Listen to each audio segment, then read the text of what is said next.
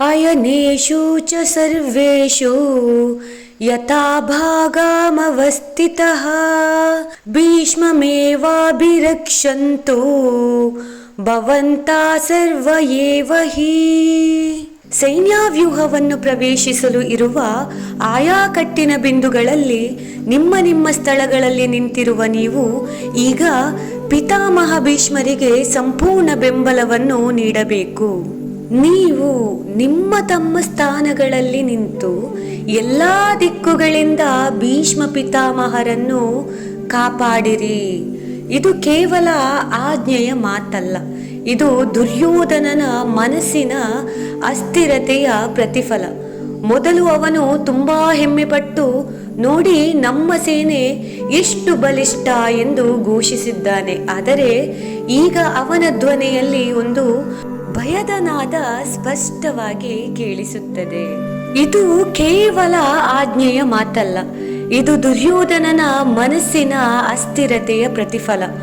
ಭೀಷ್ಮ ಪಿತಾಮಹರು ಕೌರವರ ಸೇನೆಯ ಹೃದಯ. ಅವರು ಬಿದ್ದರೆ ಆ ಸೇನೆಯ ಧೈರ್ಯವೇ ಕುಸಿಯುತ್ತದೆ. ಹಾಗಾಗಿ ದುರ್ಯೋಧನನಿಗೆ ತಮ್ಮ ಬಲದ ಮೇಲೆ ವಿಶ್ವಾಸಕ್ಕಿಂತ ಭೀಷ್ಮರ ಮೇಲಿನ ಅವಲಂಬನೆ ಹೆಚ್ಚಾಗಿದೆ. ಭೀಷ್ಮರು ನಿಸ್ಸಂದೇಹವಾಗಿಯೂ ವೀರಶ್ರೇಷ್ಠರಲ್ಲಿ ಶ್ರೇಷ್ಠರು. ಭೀಷ್ಮರನ್ನು ಯಾರೂ ಗೆಲ್ಲಲಾಗುವುದಿಲ್ಲ. ಮಹಾಯೋಧರಾದ ಪರಶುರಾಮರನ್ನೇ ಗೆದ್ದವರು ಅವರು. ಅಂತಹ ಭೀಷ್ಮರಿಗೆ ರಕ್ಷಕರಾಗಿ ಎಂದು ದುರ್ಯೋಧನನು ಹೇಳುತ್ತಾನೆ.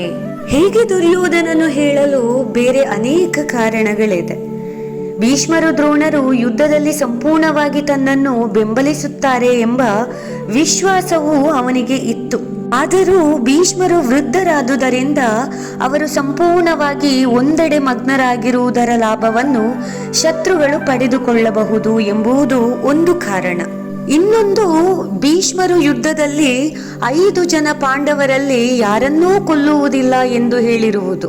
ಮೂರನೆಯದ್ದು, ದುರ್ಯೋಧನನು ಯುದ್ಧದಲ್ಲಿ ಹೇಗಾದರೂ ಗೆಲ್ಲಬೇಕು ಎನ್ನುವುದಕ್ಕಿಂತ ತಾವು ಧರ್ಮ ಮಾರ್ಗದಲ್ಲೇ ಯುದ್ಧ ಮಾಡಬೇಕು ಎಂದು ಭೀಷ್ಮರು ನಿರ್ಣಯಿಸಿರುವುದು. ಅದೂ ಅಲ್ಲದೆ ಶಿಖಂಡಿಯಿಂದ ಅವರಿಗೆ ಯಾವ ಕ್ಷಣದಲ್ಲಿ ಬೇಕಾದರೂ ಆಪತ್ತು ಬರಬಹುದು ಎನ್ನುವುದು ಇನ್ನೊಂದು ಕಾರಣ. ಈ ಶ್ಲೋಕ ನಮಗೆ ಒಂದು ಗಾಢ ಪಾಠವನ್ನು ಕೊಡುತ್ತದೆ. ಒಬ್ಬರ ಮೇಲಿನ ಅತಿಯಾದ ಅವಲಂಬನೆ ನಮ್ಮ ದುರ್ಬಲತೆಯನ್ನು ತೋರಿಸುತ್ತದೆ.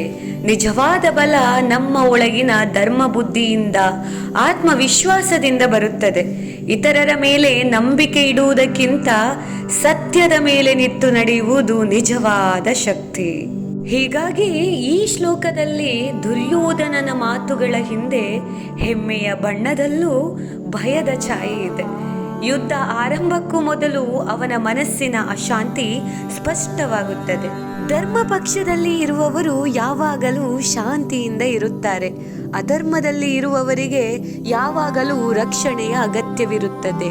ಹರೇ ಕೃಷ್ಣ.